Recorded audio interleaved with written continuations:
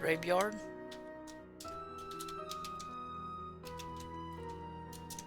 Entrance. Okay.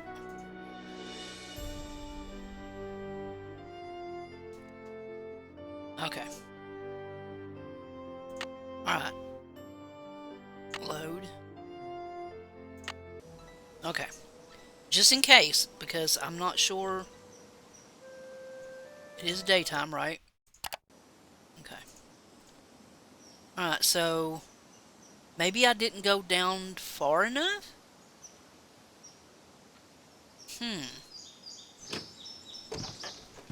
I'm very confused. I hate that I have to look at this map every single time. Alright. Alright, so now I'm here. This is where you don't really start till you get right here with the lefts and the rights. So, left, right, right, left, left, right, right, left, right, left. There's the ribbon. Left, right, left, left, right, right, left, right, right, left. Okay. So maybe I didn't go... No, that was the wrong way. Okay. It's this one. Okay. Alright, so... This is crazy, man. Alright, let me put the key in again. Okay, key's in. You would think it would stay on. So, click the D 2 times. Then click the W 2 times. Thank God I wrote all this down. And then click the U 2 times. Click on the E 2 times. And then the U again 2 times. And it changes it to Baldo. Okay.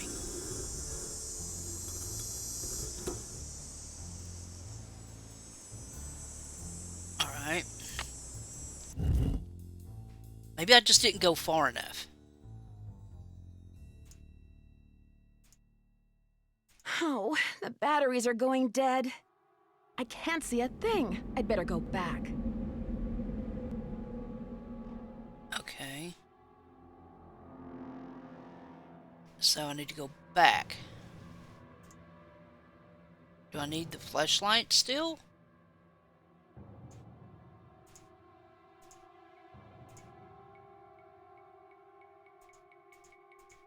Okay. It's silly to try to explore this in the dark. Yeah, I'm trying to get out.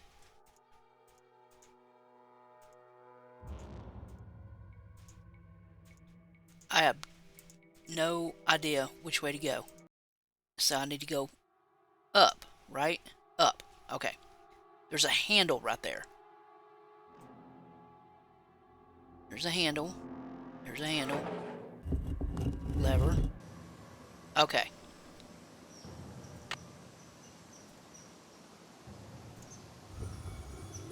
Okay.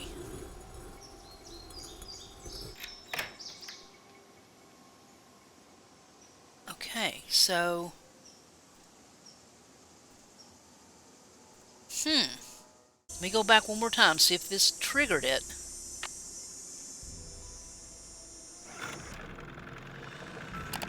Because I...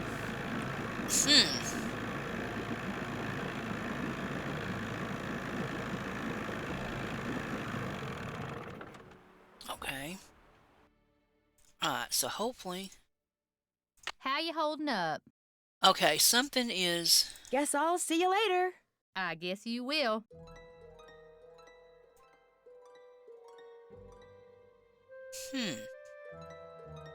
I can't look at anything.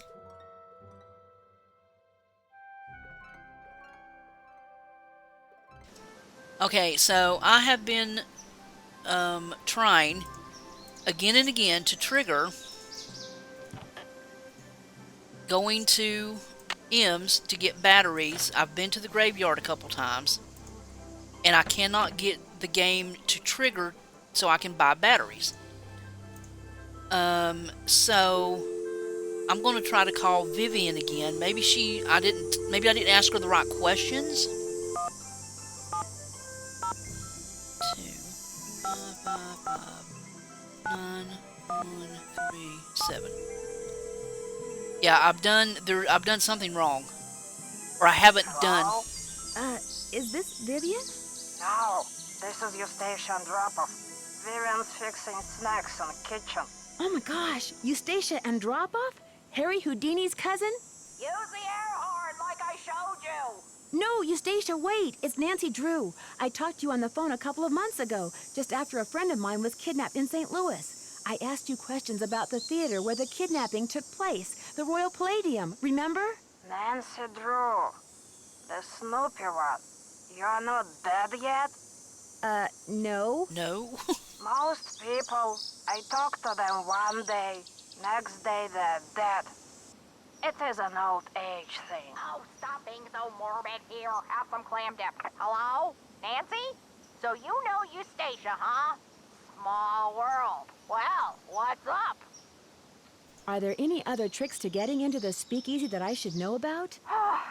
I suppose it's only fair to warn you about the tunnels, and the doors, and the dead ends. Tunnels?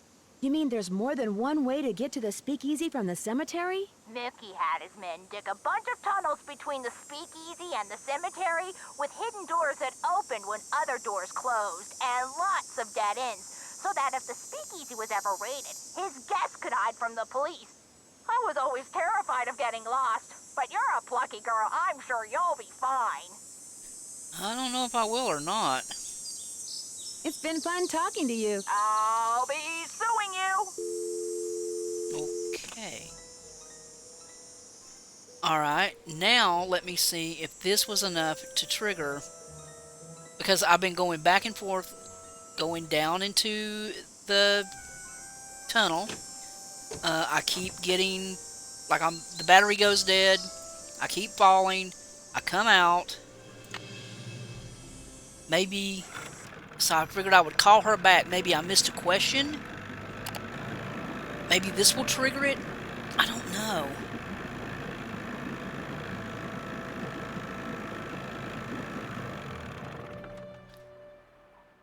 But I can't do anything until I get batteries. How you holding up? Dang it. Alright, let me, well, in between episodes, I will call, well, no, you know what, let's just do it. Let's do it together.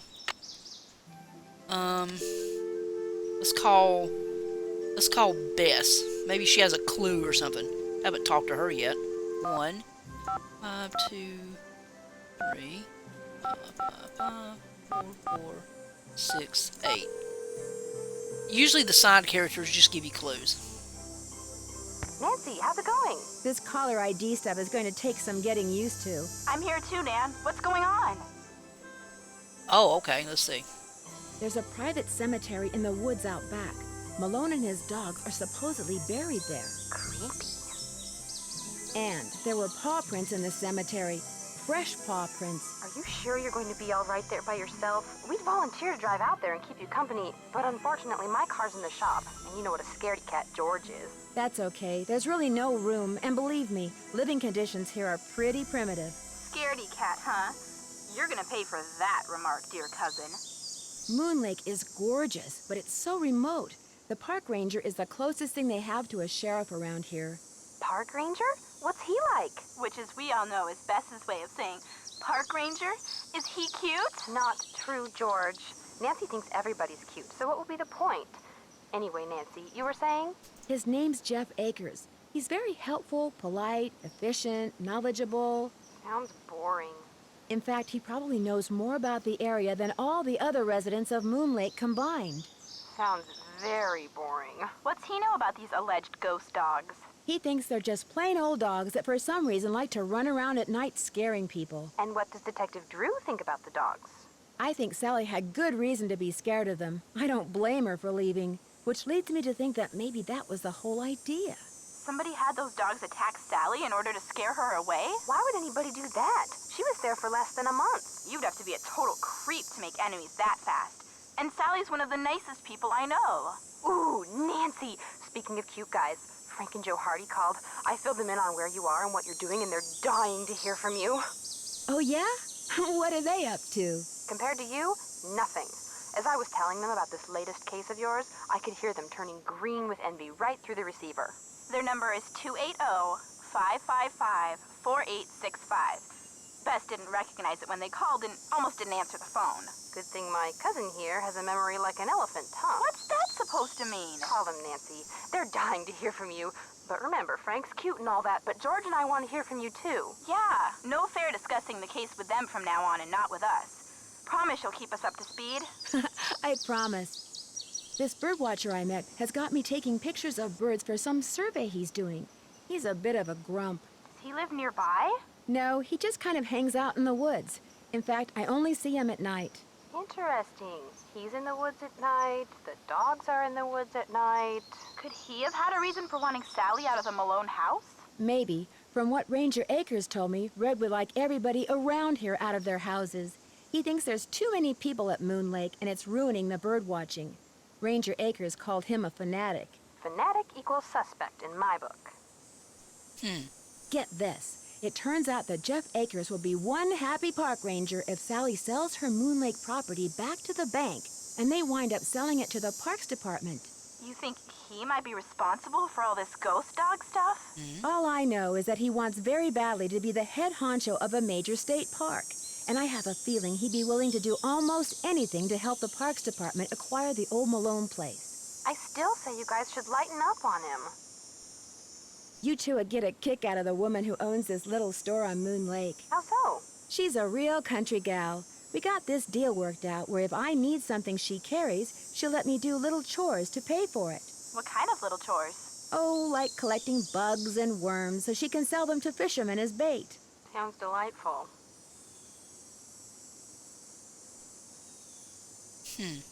She also makes money selling antiques from the 1920s that she finds in Moon Lake. Sounds like an enterprising woman. Ranger Akers thinks she's getting them illegally. Ah, an enterprising crook. Dragging the lake to recover objects is against the law. He thinks she does it anyway, and that her favorite spot is in front of Sally's. You know what that means?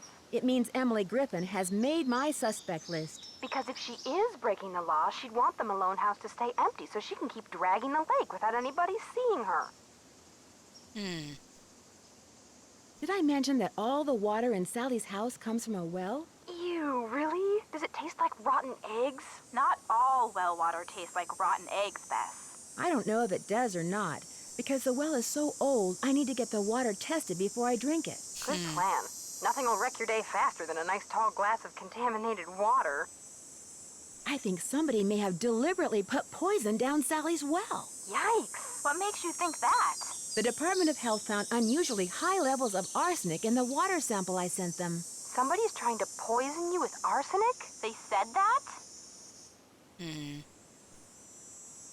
They weren't sure. They were going to run some more tests. So somebody could be trying to poison you. But you don't know for sure. Right. And they may not be trying to poison anybody. They may want to contaminate the well just enough to force Sally to either go to the expense of digging a new one or forget the whole thing and leave. And because arsenic is found naturally in well water anyway, you may never know for sure. Bummer. I found the coolest old newspaper. It's from 1927, and on the front page is an article about Mickey Malone and a man named William Akers. Akers? Any relation to Park Ranger Jeff Akers? When I asked, Jeff Akers said that it was just a huge unfortunate coincidence. According to the paper, William Akers was Mickey Malone's most trusted employee, his #1 go-to guy. Where'd you find it? You know how I always seem to wind up in houses with secret passageways? Sometimes I think they follow you around. Well, I found these hidden stairs leading from the living room into the cellar. What's down there? That's what's weird. The stairs led down into this empty space. There's some kind of safe in the wall and a set of stairs leading to a door that goes outside, but that was it. Why would Malone bother hiding a staircase if it didn't go somewhere important? Hey, newsflash. I think I know why somebody wants to scare Sally off her property, and it has nothing to do with birds, parks, or artifacts. So what does it have to do with? Gold, as in 600 pounds of gold bullion. Come on, Nancy, tell us everything. Gold is one of my favorite subjects. Well, I found William Akers' journal, who, it turns out, was our friendly park ranger's grandfather. Ooh, that's interesting. Not as interesting as 600 pounds of gold. Go on, Nancy.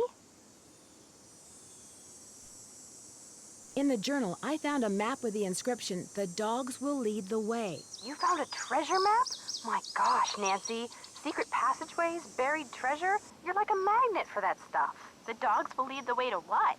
Malone apparently masterminded a huge gold heist and buried the loot at Moon Lake in a secret location.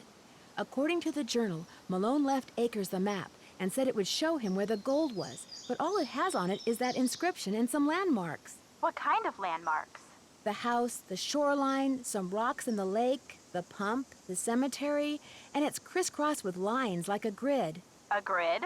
Sounds like precise locations are involved. Malone's girlfriend, Vivian, said that Malone hired an artist to do paintings of his dogs right around the time he was bragging about creating a map that would lead to his gold. Have you seen the paintings? They're not in the house, so either they're in the speakeasy, which I still haven't gotten into, or they're long gone. Keep looking for them, Nan. If they were done at the same time as that map, they could contain some kind of clue. Aha. I could sure use a nice big hint right about now. You've got a flashlight. Explore the passageway that leads to the speakeasy. Bye, you guys. Don't be a That's no stranger. help. Take care. The Hardy Boys. Okay, so, yeah. I'm just going to have to play around and figure out what I have missed something. I must have. I'm going to revisit everybody.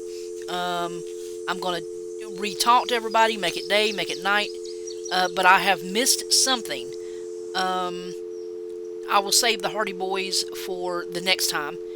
And, yeah, like I said, you have to be so careful. If you miss anything or don't do something, everything is so sequential in Nancy Drew games that you just cannot go on until you figure out what you've missed. So, I'm just going to have to play around until I figure out what I've missed. So, this is Mntdewmania. This is Nancy Drew and the Moondogs, the Ghost Dogs of Moon Lake. That's a mouthful. And, yeah, I'm so out of here. Hope you guys are enjoying. See you later.